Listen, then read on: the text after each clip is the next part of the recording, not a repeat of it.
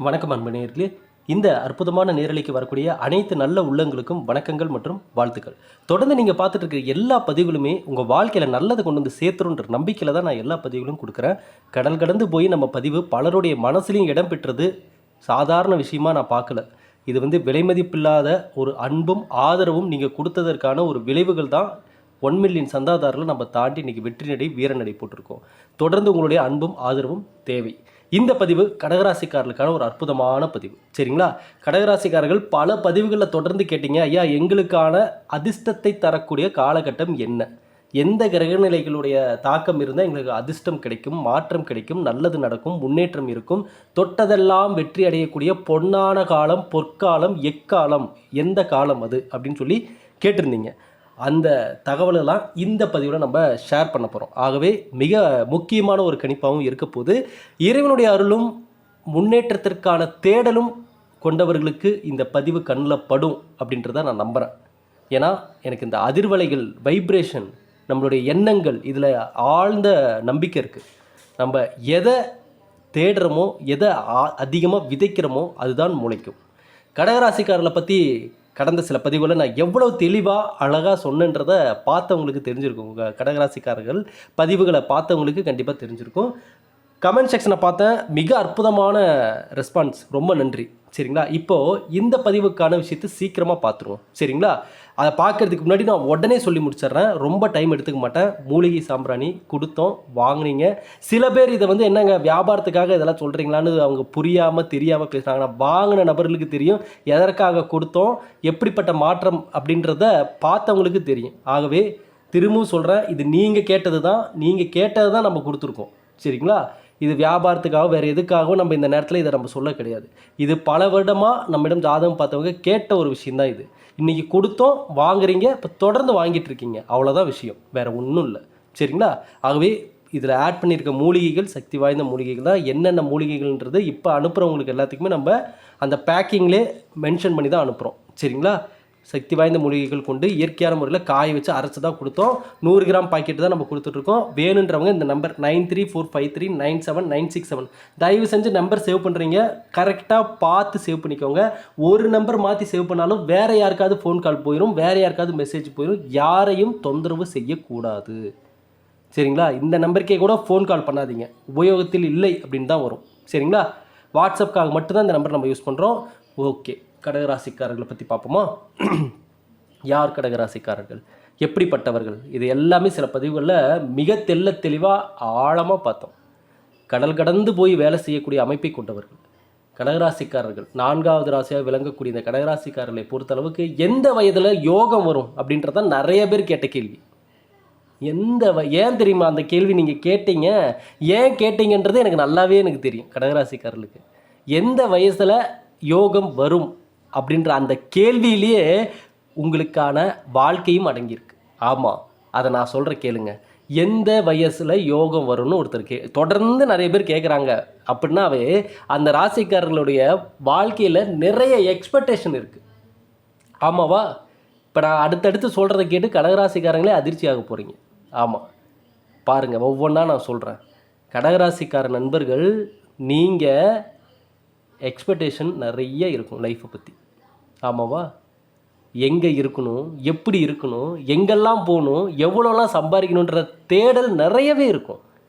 ஐயா, இன்றைக்கி கஷ்டமோ ப்ராப்ளமோ இல்லை இன்றைக்கி நல்ல வேலை இல்லையோ, எந்த சூழ்நிலையில் இருந்தாலும் கடகராசிக்காரர்கள் கண்டிப்பாக நாளைக்கு நம்ம லைஃப் மாறிடும்பா, நிச்சயமாக நான் உயரத்துக்கு போவேன், உச்சத்துக்கு போயிடுவேன்ற நம்பிக்கை ஆழமான கொண்ட நபர்கள் தான் இந்த கடகராசிக்காரர்கள். அந்த நம்பிக்கை தான் உங்களை இவ்வளோ தூரம் இழுத்துட்டு வந்திருக்கு உங்கள் லைஃப்பில். வேறு யார் மேலே நீங்கள் நம்பிக்கை வைக்கிறீங்களோ இல்லையோ, உங்கள் மேலே நம்பிக்கை நீங்கள் நிறைய வச்சுருப்பீங்க. அப்படிப்பட்ட குணத்தையும் பண்பையும் கொண்டவர்கள் தான் கடகராசிக்காரர்கள். கடல் கடந்து சென்று போய் வேலை செய்யக்கூடிய அமைப்பை கொண்டவர்களும் நீங்கள் தான். பெரும்பாலும் இந்த ராசிக்காரங்க தான் அவங்க மனசுலேயே உதிக்கும். அது என்னமோ, அது மேஜிக்கோ என்னமோ தெரியாது, அவங்களுக்கே அந்த எண்ணம் உருவாகும். நம்ம ஃபாரின் போய் வேலை செய்யணும், வெளிநாட்டுக்கு போகணும், வெளியூருக்கு போகணும், நிறைய சம்பாதிக்கணும், கடல் கடந்து போகணும், எல்லா ஊரையும் பார்க்கணும் அப்படின்னு இயற்கையை விரும்பக்கூடிய நபராகவும் இருப்பாங்க. வெளிநாடு வெளிதேசம் போய் எல்லா இடத்துலையும் வாழ்வதற்கான அமைப்பை பெற்றவர்களாகவும் இருப்பாங்க. அந்த ஒரு அந்த அந்த மைண்டு எல்லாருக்கும் இருக்காது. ஆனால் இவர்களுக்கு பெரும்பாலும் இந்த ராசிக்காரர்களுக்கு இருக்கும். சரிங்களா? அப்படிப்பட்ட கடகராசிக்காரர்கள், கடக லக்கணத்தை சேர்ந்தவர்கள், இவர்களுக்கு எல்லாமே சாஸ்திரம் சொல்லக்கூடிய ஒரு விஷயம் என்ன அப்படின்னா, கலிகாலத்தில் கூட மிகப்பெரிய அளவுக்கு கடுமையான சோதனைகளை கண்டு அதன் பிறகு அதிர்ஷ்டத்தை சந்திக்கக்கூடிய ஒரு ராசியாக தான் கடகராசிக்காரர்களுடைய வாழ்க்கை இருக்கும். இதுதான் நடைமுறையில் உண்மை. ஏன்னா நடைமுறையில் ஏன் உண்மைன்றனா, கடகராசிக்காரர்கள் உங்கள் வாழ்க்கை நீங்கள் புரட்டி பார்த்தீங்கன்னாவே தெரியும். ஒவ்வொரு விஷயத்தையும் ஒரு சோதனைக்கு அப்புறம் தான் கையில் பிடிப்பீங்க. எதையுமே எடுத்த உடனே டக்குன்னு நமக்கு நடக்குமான்னு கேட்டால் நடக்காது. கடகராசிக்காரர்களுக்கு அந்த சோதனைகள் அதை அனுபவமாக மாற்றிக்கிட்டு அதன் மூலமாக அதை அடைஞ்சிருவாங்க. ஆனால் என்ன கேட்டால் கஷ்டப்பட்டு ஒரு விஷயம் கிடைக்கிறது தான் விலைமதிப்பு இல்லாதது. அப்படி பார்க்க போனால் கடகராசிக்காரர்களுக்கு இது ஒரு வகையில் நல்லது தான்.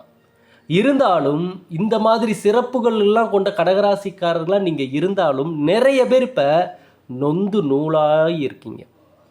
ஆமாவா? தற்போதைய காலகட்டம் கடகராசிக்காரர்கள் அப்படியே ஒரு குழப்பம், ஒரு மனசில் ஒரு நிம்மதியின்மை, மன அழுத்தம், இதெல்லாம் அப்படியே இவங்களை அப்படியே ஆக்கிரமிப்பு பண்ணிகிட்ருக்கு.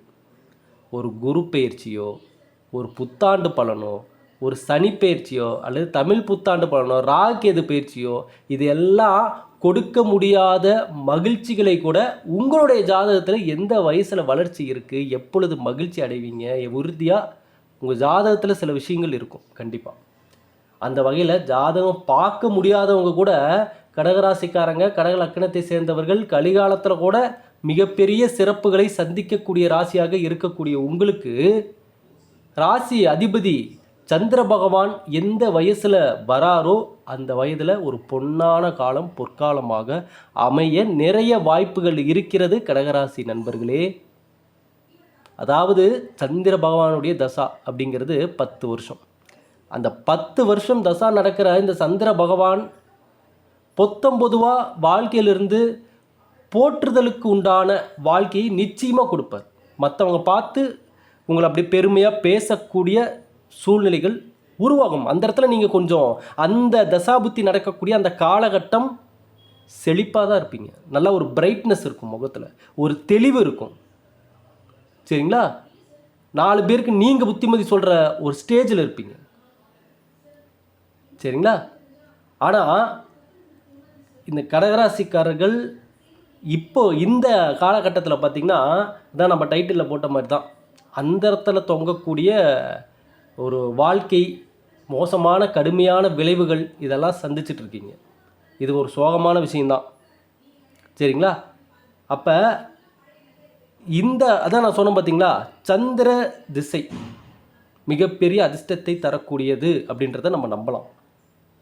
இப்போ ஒவ்வொரு ராசிக்கு பார்த்திங்கன்னா ஒவ்வொரு திசை வரக்கூடிய காலங்களில் அந்த கிரகம் எந்த இடத்துல இருக்குது, எந்த மாதிரி அமைப்பு இருக்குது அப்படிங்கிறத பொறுத்து தான் அதுக்கு தகுந்த மாதிரி யோகம் அமையும். சரிங்களா? அல்லது யோகம் பங்கம்னு இருக்குதா அப்படின்றதையும் நம்ம தெரிஞ்சுக்கலாம். சரிங்களா? அப்போ கடகராசிக்காரர்களை பொறுத்த அளவுக்கு ஜாதகம் பார்க்காமலேயே உறுதியாக சொல்லிடலாம். என்ன சொல்லிடலாம்? கடகராசி சேர்ந்த ஆணாக இருந்தாலும் சரி, பெண்ணாக இருந்தாலும் சரி, சந்திர திசை வரக்கூடிய காலங்களில் கடல் கடந்து போய் புகழ் கிடைக்கக்கூடிய ஒரு நல்ல ஒரு வாழ்க்கை வாழ்வதற்கான வாய்ப்புகள் உருவாகும். சரிங்களா? அதே போல் இந்த மாதிரி புகழ் கிடைக்காம, சரிங்களா, இந்த மாதிரி புகழ் கிடைக்காம நிறைய பேர் தன்னுடைய வாழ்க்கையில் சாதாரண வாழ்க்கை கூட நடத்த முடியாமல் சங்கடப்படுறவங்களும் கஷ்டப்படுறவங்களும் இருக்காங்க. அது அவர்களுடைய சுயஜாதகத்தை பொறுத்து மாற்றங்கள் உண்டாகும். உங்கள் சுயஜாதகத்தில் அதாவது பிறந்த ஜாதகத்தை பார்க்கும் பொழுது சந்திர பகவான் இருக்கிறார் பார்த்தீங்களா, சந்திர பகவான் அப்படின்றவர் எந்த இடத்துல இருக்கார் அப்படின்ற அந்த இடத்தை பொறுத்து நமக்கு மாற்றங்கள் உருவாகும். சரிங்களா? ஆனால் பொதுவாக பார்த்தா சந்திர பகவான் மட்டும் இல்லை, சூரிய பகவான் நவகிரகங்களிலேயே ராஜ கிரகமாக விளங்கக்கூடியவர், அதிகார கிரகமாக விளங்கக்கூடியவர், அரசியல் கிரகமாக விளங்கக்கூடியவர். இந்த சூரிய பகவானுடைய தசா வரக்கூடிய காலங்களில் பார்த்திங்கன்னா நிச்சயமாக கடகராசியை சேர்ந்தவர்களுக்கு ஒரு அதிர்ஷ்டத்தை அவர் கொடுப்பார் அப்படின்றதும் எதிர்பார்க்கக்கூடிய ஒரு விஷயமா இருக்குது. ஒவ்வொரு கிரகங்களுக்கும் ஒவ்வொரு விதமான மாற்றங்கள் இருக்குது. சரிங்களா? சூரிய பகவான் வந்து பார்த்திங்கன்னா எந்த ராசி எந்த லக்கணத்தில் இருந்தாலும் 6 வருடம் தான் இருப்பார். அந்த வகையில் வெறும் 6 வருஷத்தில் சூரிய பகவான் 60 வருஷத்துக்கு உண்டான பொன்னான அதிர்ஷ்டங்களை கொடுத்துருவார். அந்தளவுக்கு சில பேருக்கு மாற்றங்களும் உண்டாயிருக்கும். சில பேருக்கு சூரிய திசையில் வரக்கூடிய காலங்களில் பார்த்திங்கன்னா தேவையில்லாத இந்த மனக்குழப்பங்கள், மன அழுத்தங்கள், இருக்கிற வேலையிலேருந்து வெளியில் போயிடுறது, இந்த மாதிரி சில விஷயங்களும் அதுவும் அவங்களுடைய சுயஜாதத்தை பார்க்கும்போது சூரிய திசை வரும்பொழுது எப்படி இருக்குன்றதை பொறுத்து தான் அதனுடைய மாற்றங்களும் உருவாகும். ஆக மொத்தம் கடகராசிக்காரர்களை பொறுத்தளவுக்கு நீங்கள் வாழ்க்கையில் சில விஷயத்தை புரிஞ்சுக்கிட்டிங்கனாவே போதும். வேலைக்கான நபர்கள், வருமானத்திற்கான நபர்கள், வியாபாரத்திற்கான நபர்கள், தொழிலுக்கான நபர்கள் நீங்கள். ஆனால் இன்றைக்கி வந்து பல குழப்பங்கள் மனசில் இருக்குது. சில பேர்த்துக்கு வேலை இழந்திருப்பீங்க. இனி அடுத்த வேலைக்கு போகணுன்ற தேடல் அதிகமாக இருக்கும். சில பேர் இருக்கிற வேலையை விட நிறைய சம்பளம் இருக்கிற இன்னொரு வேலை கிடைச்சிருக்கு. ஆனால் போகலாமா வேணாமா, போனால் இங்கே இருக்கிற அளவுக்கு அங்கே பெஸ்ட்டாக இருக்குமா? ஏன்னா கடகராசிக்காரர்களை பொறுத்தளவுக்கு இப்போ ஒரு வேலையில் இருக்கீங்க, அங்கே கொஞ்சம் ஃப்ரீடமாக இருக்கீங்க அப்படின்னா அடுத்து போகிற வேலையிலையும் அதே ஃப்ரீடம் இருக்குமான்றதை எதிர்பார்க்கக்கூடிய நபராக தான் நீங்கள் இருப்பீங்க. ஒரு விஷயம் உங்கள் லைஃப்பில் நடந்து அதை தான் நீங்கள் ஃபேஸ் பண்ணிகிட்ருக்கீங்க. அதில் சில சௌரியம் உங்களுக்கு கிடைக்குதுன்னா இனி அடுத்தடுத்து தேடக்கூடிய விஷயத்துலையும் அந்த சௌரியத்தை நீங்கள் எதிர்பார்ப்பீங்க. ஆமாவா?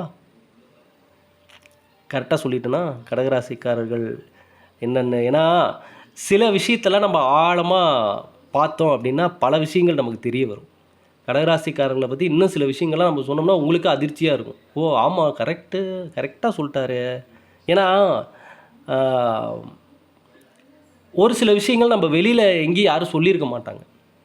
அதை கரெக்டாக தேடி கண்டுபிடிச்சி இப்படி ஒரு எண்ணம் இருக்குது, இப்படி ஒரு அமைப்பு இருக்குது, இந்த மாதிரி ஒரு யோசனை இருக்குது உங்களுக்கு அப்படின்றத சொல்லிட்டோம்னா அவங்களே ஆச்சரியம். கடகராசிக்காரங்க பாருங்கள்,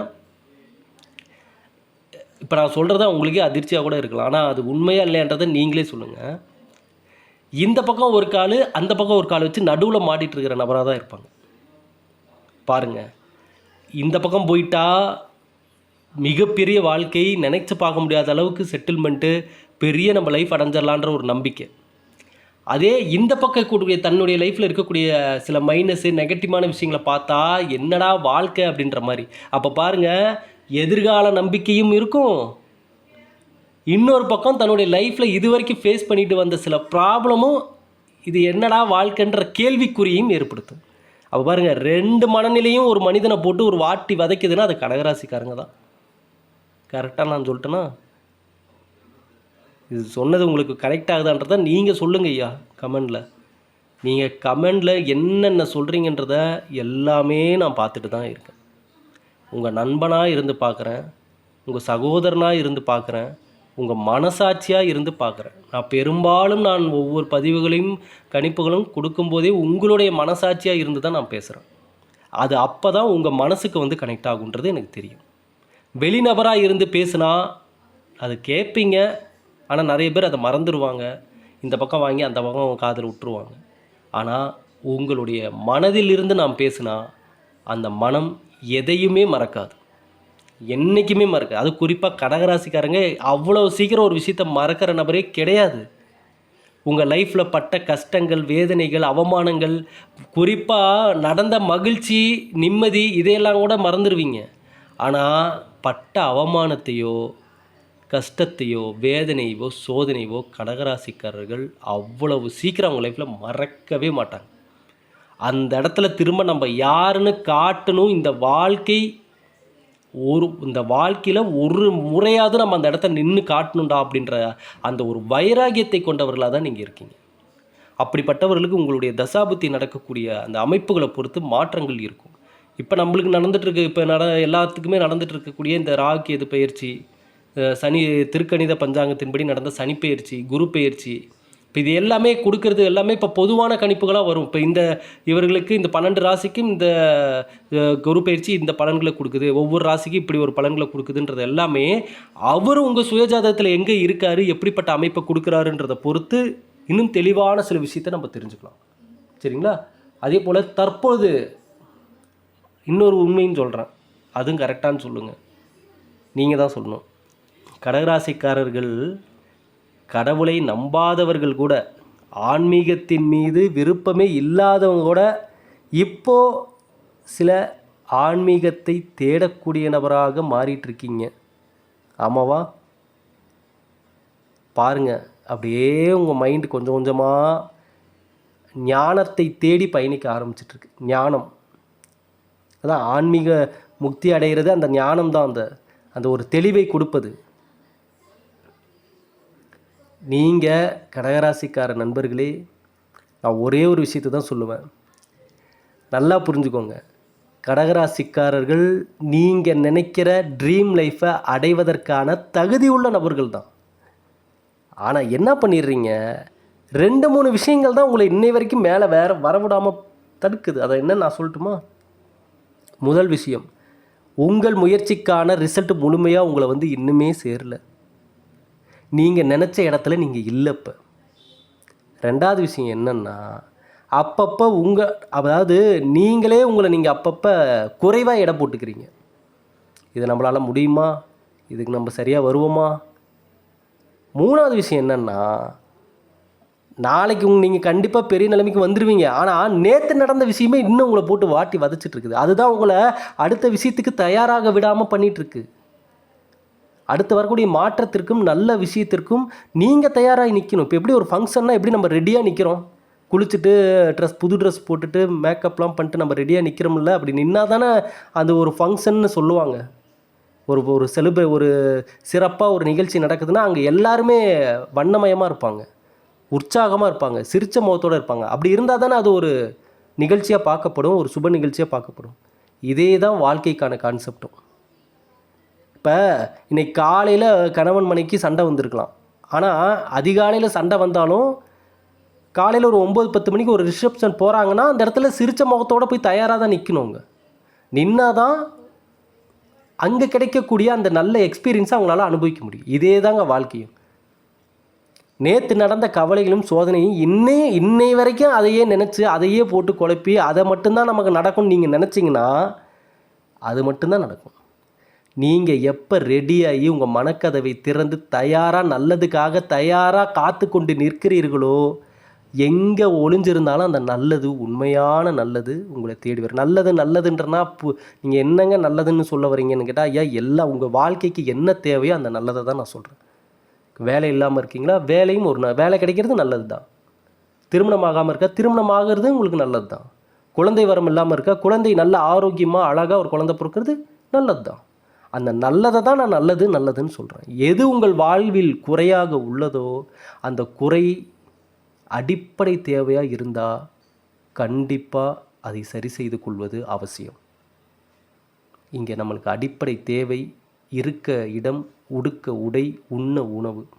இதை தாண்டியும் இப்போ சில விஷயங்கள் அடிப்படை தேவையாக மாறிட்டுருக்கு. என்னென்னா, இந்த ஒரு கலிகாலத்தில், இந்த காலகட்டத்தில் நமக்கான ஒரு உறவு இருக்கணும், நமக்கான ஒரு சந்ததி இருக்கணும், நமக்காக ஒரு 4 பேர், அது சொந்த பந்தமாக இருந்தாலும் சரி, நண்பர்களாக இருந்தாலும் சரி, யாராக இருந்தாலும் சரி, உங்கள் நல்லதுக்காக உங்கள் மகிழ்ச்சிக்காக யோசிக்கக்கூடிய ஒரு சில பேர் கிடைச்சிட்டாவே அதுவே பெரிய பாக்கியம். இந்த காலத்தில் பெரிய பாக்கியம். உங்களை மனதார நீங்கள் நல்லா இருக்கணும்னு நினைக்கக்கூடிய நபர்கள் உங்களுக்கு கிடைக்கிறாங்கன்னா விலை மதிப்பே இல்லாத நபர்கள் அவங்க இந்த காலத்தில். ஏன்னா இந்த காலத்தில் சொந்த குடும்பத்துக்குள்ளேயே பல கருத்து வேறுபாடுகள் இருக்குது, பல பிரச்சனைகள் இருக்குது. இதெல்லாம் நான் உங்களுக்கு சொல்லி தெரியணும்னு இல்லை, உங்களுக்கே தெரியும். உங்கள் லைஃப்பில் என்னென்ன நடந்துட்டு இருக்குதுன்றதெல்லாம் பார்த்துட்டு தானே இருக்கீங்க. கூட பிறந்தவங்க, சித்தி சித்தப்பான்னு சொல்லிட்டு எந்தெந்த உறவுகள் எப்படிப்பட்டவர்கள்ன்றதெல்லாம் பார்த்து பலரும் நொந்து போய் தான் சொந்தக்காரங்க சவகாசமே வேண்டாம்பான்னு ஒதுக்குனவங்க இங்கே நிறைய பேர். ஆகையால் வாழ்க்கையில் உறவு முறை கண்டிப்பாக நல்ல உறவுகள் தேவை. அதே போல் கடகராசிக்காரங்க அடைய வேண்டிய நல்லதையும் கரெக்டாக அடைஞ்சிடணும். நேரம் காலத்தை வீணாக்கிறாதீங்க. ஏன்னா நீங்கள் உயர்ந்த இடத்தில் வாழ தகுதி கொண்டவர். தகுதினா என்னங்க? தகுதினா ஐயா இங்கே நீங்கள் இந்த இடத்துல இந்த ஒரு இதில் பிறந்து நீங்கள் இப்படி வந்து இதுதான் தகுதி, அதெல்லாம் கிடையாது. தகுதி என்னன்னா, நல்ல எண்ணத்தையும் முயற்சியையும் விழுந்தாலும் மீண்டும் மீண்டும் விழுந்தாலும் அதில் கிடைக்கும் அனுபவத்தை படியாக வைத்து ஏறும் திறமை கொண்டாவே அதுதான் உங்கள் தகுதி. சக மனிதர்களை மதிக்க கற்றுக்கணும். எவ்வளோ பெரிய இடத்துக்கு கோடி கோடியாக கடகராசிக்காரங்க சம்பாரித்தாலும் ஒரு சின்ன பையனை பார்த்தா கூட அந்த பையனுக்கு மதிப்பு மரியாதையும் தரணும். அதுதான் உயர்ந்த நிலைக்கு உங்களை கொண்டு செல்லும். ஐயா, இங்கே நல்ல நிலைமை அடையிறது பெருசு இல்லை, தக்க வச்சுக்கிறது தான் கஷ்டம். தக்க வச்சுக்கிறது தான் கஷ்டம். எந்த விஷயத்தையும் அடையிறது பெருசே இல்லை. நீங்கள் கஷ்டம் நம்ம நினச்சிட்டு இருக்கிறோம். ஒரு பெரிய எவரெஸ்ட் மலை கஷ்டப்பட்டு ஏறி நின்றுட்டா போதும்னு நினைக்கிறோம். அது எவரெஸ்ட் மலை. ஆனால் வாழ்க்கையை பொறுத்தளவுக்கு ஏறி உயரத்தில் நிற்கிறது கூட பெருசு இல்லை. அந்த நின்ன இடத்துலையே திரும்ப நீங்கள் நிற்கணும் பார்த்தீங்களா, அசராமல்.